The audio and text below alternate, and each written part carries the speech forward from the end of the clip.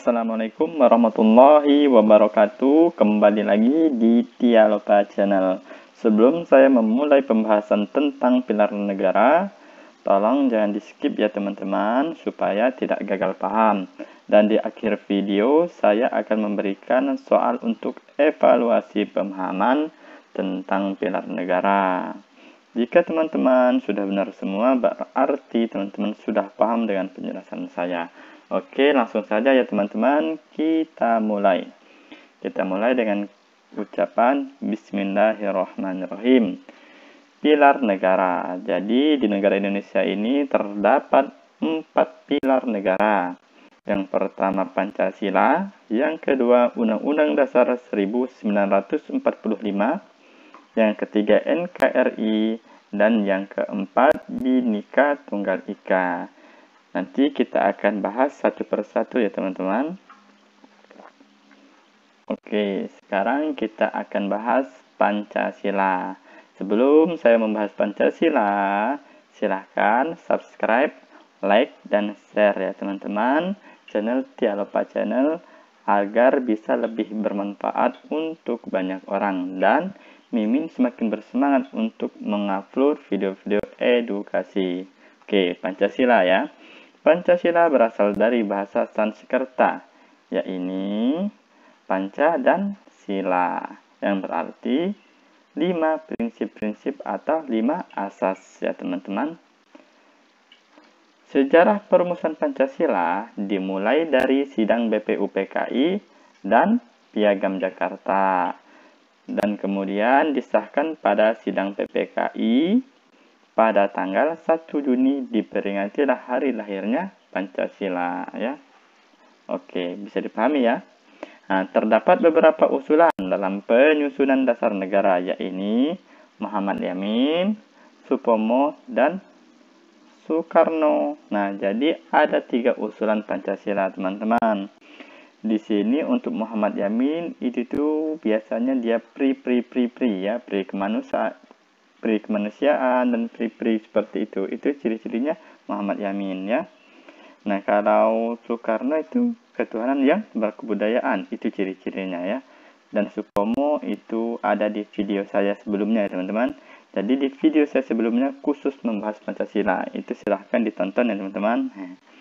Untuk membahas rumusan dibentuk panitia 9 yang terdiri. Nah, jadi untuk membahas rumusan-rumusan dari Muhammad Yamin, Supomo, dan Soekarno tadi, itu dibentuk lagi panitia 9 yang terdiri dari Soekarno sebagai ketua, Muhammad Hatta sebagai wakil ketua, Ahmad Subarjo itu sebagai anggota, Muhammad Yamin, Haji Agus Salim, Kiai Haji Wahid Hasim, Abdul Kahar Muzakir, Abi Kosno, Cokro Sojoso, Alexander Andris, dan Amaramis. Jadi ini anggota-anggota dari panitia 9 dan Soekarno itu ketua, Muhammad adalah wakil ketua ya teman-teman.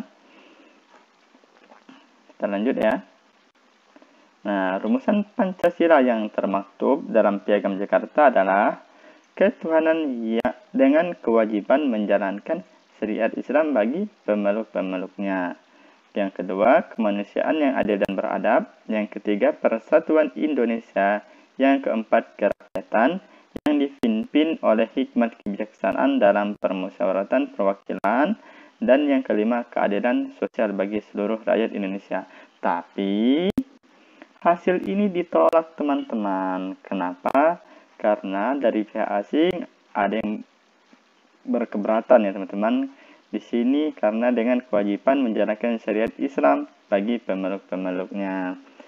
Sehingga diadakan sidang lagi di sidang PPKI, diputuskan ada perubahan di sila pertama ya teman-teman, yaitu menjadi ketuhanan yang Maha Esa ya. Bisa paham ya teman-teman.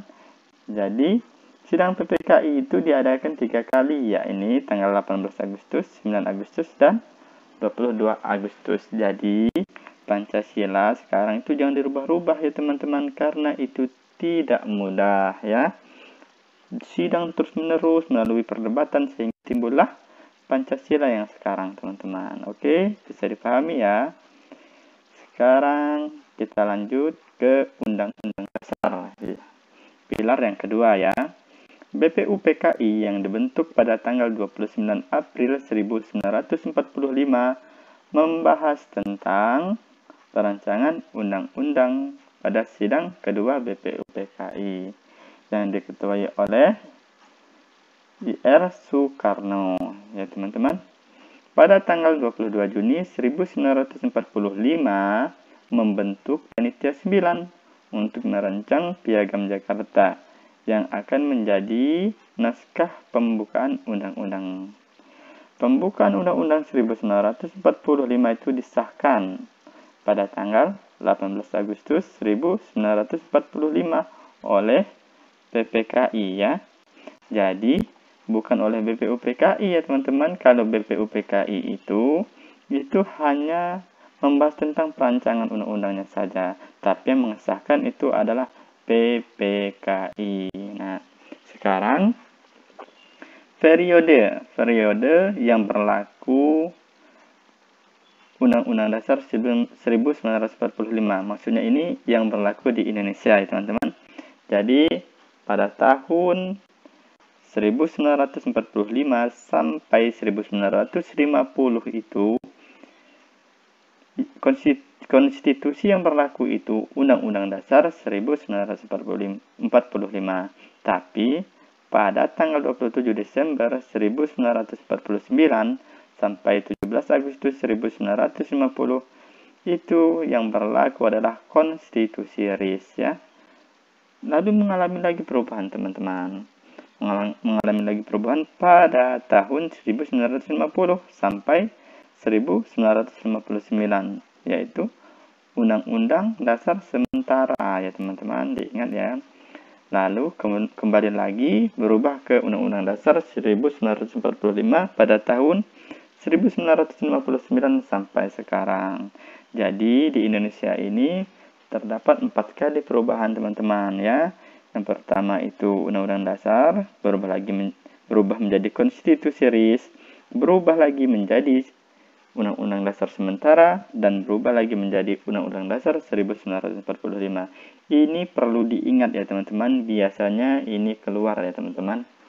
Nah, sekarang sifat dan fungsi Undang-Undang Dasar 1945. Yang pertama, tertulis rumusannya jelas.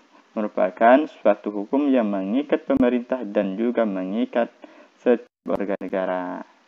Yang kedua, singkat dan supel. Memuat aturan, yaitu membuat aturan pokok sesuai perkembangan zaman. Yang ketiga, memuat norma aturan, serta ketentuan yang dapat dan harus dilaksanakan secara konstitusional. Yang nomor 4, peraturan hukum positif yang tertinggi juga sebagai alat kontrol terhadap peraturan undang-undang yang lebih rendah. Oke, kita lanjut ya.